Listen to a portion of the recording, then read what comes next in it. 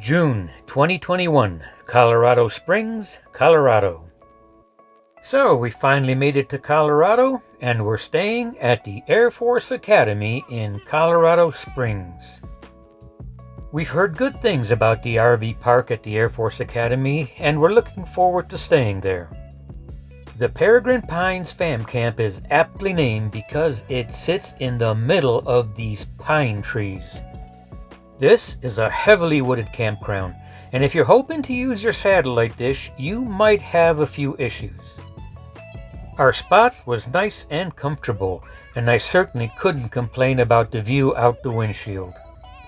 Our first trip once we settled in was to Glen Castle. The castle was built by General William Jackson Palmer back in 1871 as a dream home for his wife.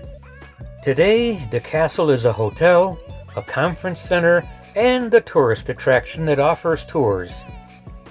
I'm not sure if the general could have picked a better spot to build his castle, as it sits right next to the Garden of the Gods.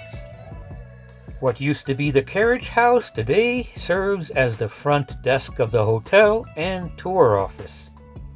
The carriage house also has a courtyard with a coffee shop and a bookstore, and that made it a perfect place to start the day.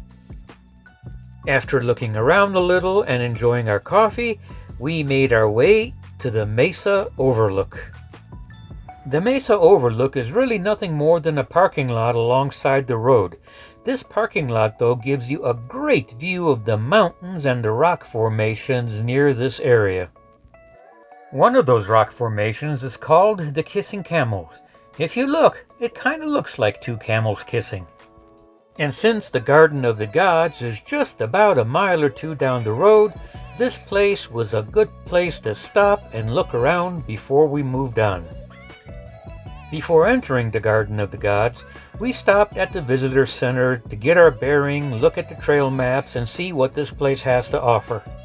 The visitor center had a lot to see, but unfortunately it was too crowded, so we just grabbed the map and moved on. Although I think we may have to come back here one morning before the crowds show up. Driving into the Garden of the Gods was a lot like trying to walk through the visitor center. So many beautiful places to see, but so many people, it was tricky to try to find a place to park so you could stop and look around and admire the view. Most of the parking lots were full, so we couldn't stop. But we did find a few that had room, and that gave us the opportunity to get out and take in the view. And the view was beautiful. Just these great shards of rocks sticking out from between the trees. The next place we were able to stop was at Balancing Rock. This was a neat area, but Balancing Rock looked just a little precarious alongside the road. Janet and I found a parking spot and were able to get out and climb around the rocks surrounding Balancing Rock. You know, it doesn't matter where you see this rock from, what side you see it from. It still looks like it should slide off its perch and plop down in the road at any moment. We walked around for a while, waiting for the rock to slide off into the road, but it never did. So we decided it was time to move on and see something else in the park. The next place we were able to find some parking was the High Point Overlook. I think that this was my favorite area of the park. This area had these huge rock formations that were just made to be climbed. So Janet and I jumped at that opportunity. We wandered on down some trails, we climbed to the very top of the rock formation, and took in the view of the valley below. Man, but these rocks have some beautiful shape and a really gorgeous color. And after climbing around up there, it was time for us to make our way down off of this rock pile. Climbing around these rocks was a lot easier than anything else we've done before. These rocks were not smooth. They were nice and rough, and it was easy to get a grip.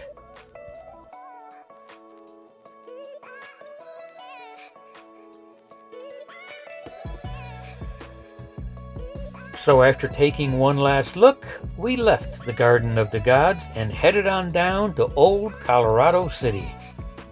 The historic district of Old Colorado City is really just a few blocks, but it is packed with shops and restaurants of all kinds. It's a nice easy walk and worth looking around at. But it was getting late in the day, and Janet and I only had enough time to stop for a beer and a glass of wine before making our way home and calling it a day. So today is a new day, and our new adventure will take us up to the Manitou Cliff Dwellings. So we learned our lesson yesterday. So today, in an effort to avoid the crowds, we got there just a little bit before the place opened, so we were one of the first to arrive. Our planning paid off. We were like the third car in, and there was almost nobody there yet. But there was a line behind us, so we didn't waste a whole lot of time in getting up and into the cliff dwellings to look around. These cliff dwellings were nowhere near as extensive as the cliff dwellings we saw down in New Mexico, but they were in way better shape. Check out the Albuquerque video from last week if you want to see a comparison. And although nowhere near as extensive, there was so much more to see. In New Mexico, all we saw were foundations, but here, almost the entire structure was preserved. This park really lets you explore the dwellings, and that including going into these little doorways and seeing what lies behind, which turned out to be passageways behind the building right up next to the cliff. And I'll tell you, these passageways were narrow.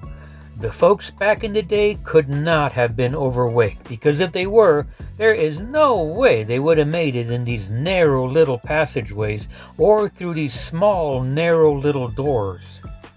The other thing about these cliff dwellings, they weren't up really high in the cliff. Although they still had an excellent view, they still weren't up high where you were walking across ledges like we were in the last place.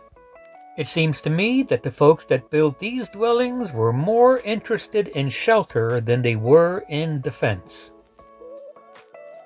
After taking our time and exploring nearly every room in these dwellings, we moved on down and explored the museum.